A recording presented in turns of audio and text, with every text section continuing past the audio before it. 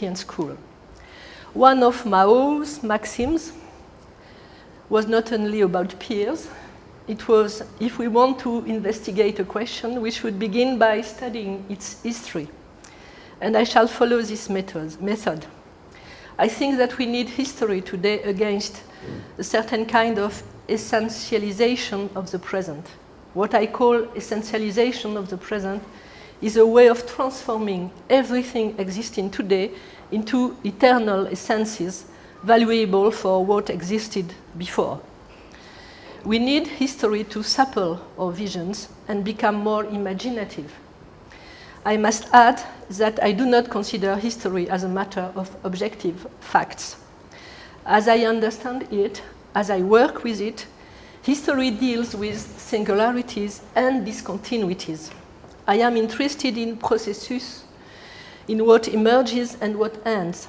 That is to say, in identifying sequences as problematic moments of what exists. So in Western countries, university has had already two different figures: the Middle Ages university and the modern European university. No continuity at all between these two figures, in spite of the official vision of that. Both were, in fact, contingent and singular inventions. So our first mental effort should be to admit that university and school are not permanent institutions. Masters and students always exist, while university and school do not always exist. They began once, and once they find their end. And I am quite convinced that university and school are already over, even if some things still exist under these names.